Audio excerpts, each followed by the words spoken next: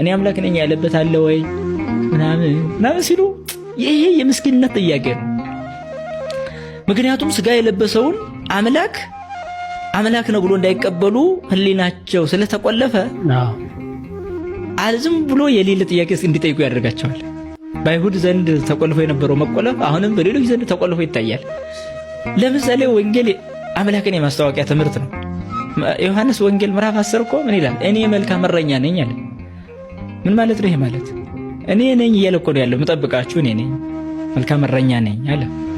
በቃ ነፍሴን ላኖራት ስልጣን አለኝ፣ ላስነሳትም ስልጣን አለኝ ማለት እኮ አምላክነት ነው።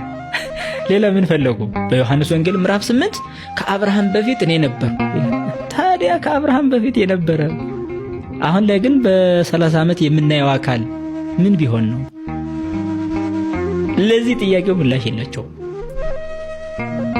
በራእየ ዮሐንስ ምዕራፍ 2 ላይ ሙቼም ነበር ተነስቻለሁ። የመጀመሪያው እኔ ነኝ። የመጀመሪያው አልፋና ኦሜጋ እኔ ነኝ። ሙቼም ነበር ተነስቻለሁ።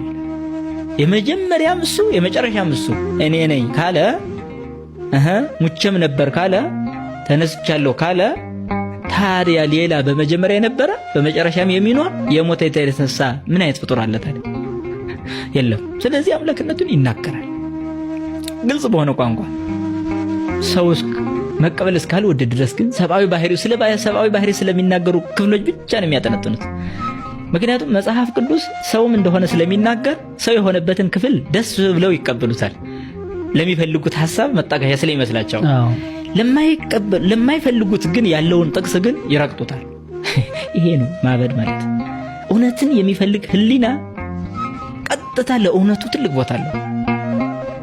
እግዚአብሔር ራሱን ለማስተዋወቅ መጥቶ እኔ ነኝ እያለ ለምሳሌ የህይወት እንጀራ እኔ ነኝ አለ። እንዲህ ያለ እስኪ ከነቢያት ጀምሮ የህይወት እንጀራ የሆነ አንድ ነብይ ይጥቀሱ? የለም። የህይወት ውሃ እኔ ነኝ አለ። የተጠማ ወደ እኔ ይምጣል። ምን የተጠማ? አምላክን የተጠማ። ምን የተጠማ? ህይወትን የተጠማ። ምን የተጠማ?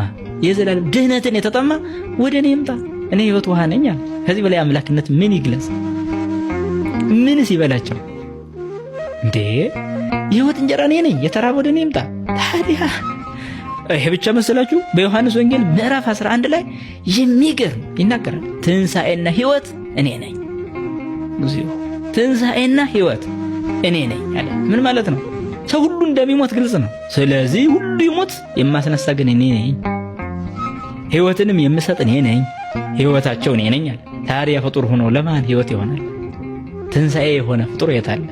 ይሄን ደፍሮ የተናገረ ነብይ የት አለ? ይሄን ደፍሮ የተናገረ ሐዋርያ የት አለ? የለም።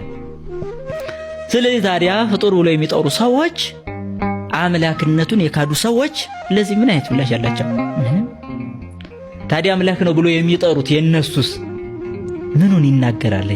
በዚህ መልክ ምክንያቱም ፍጡር በማይጠራበት ስለተጠራ አይደል አምላክ ብሎ ያመኑት። ስለሚያምኑት ጉዳይ እኮ እኛስ ምን አልን ታዲያ? ምን አለ? ግልጽ በሆነ ቋንቋ እኔ ወይን ግንድ ነኝ፣ ቅርንጫፎች እናንተ ናቸው። ስለዚህ ከቅርንጫፎች መሃል ማድረግ አይቻልም ግንዱ። የቅርንጫፎች ሁሉ መጠለያ ወይም ተሸካሚ እሱ። ለቅርንጫፎች ህይወት የሚሰጠው ግንዱ ነው። ስለዚህ እኔ ወይን ግንድ ነኝ አለ። ቅርንጫፉን እኔ ነኝ አላለም። ታዲያ ሁሉም ነቢያት ቅርንጫፎቹ ናቸው። ሁሉም ሐዋርያት ቅርንጫፎቹ ናቸው። ሁሉም ምእመናን አማኞቹ ቅርንጫፎቹ ናቸው። ታዲያ እሱሳ ግንድ ነው። ራሱን በዚህ መልክ እንድንረዳው ነው የገለጸው። ዝቅ እያለ ሲሄድ ያለ ግንዱ ቅርንጫፉ ምንም ሊያፈራ አይችልም ብሎ ቁጭ አለ። ዝቅ ብሎ ደግሞ ያለ እኔ ምንም ልታደርጉ አትችሉም ማለት። ታዲያ ይሄ ከአምላክነት በላይ ምን ነው? ሌላ ንግግር ምን ይፈልጋሉ ሰዎቹ? እስኪ እውነት መዳን ለሚፈልግ ይሄ በቂ አልነበረም? ዝቅ ብሎ ምን አለ? ያለ እኔ ምንም ልታደርጉ አትችሉም። ታዲያ ፍጡር ከሆነ ያለ እኔ ምንም ልታደርጉ ብዬ መናገር ይችላል? አሁን እኔ አልችልም። ኢሳይያስ ይሄን አለ ነው? አብርሃም ይሄን አለ? ይስሐቅ ነው ይሄን ያለው ነው? ዮሴፍ ማን ነው? ዳዊት ነው? ያለ እኔ ምንም ልታደርጉ አትችሉም ያለ ፍጡር እስኪ ሊያሳዩ ይችላሉ? የለም።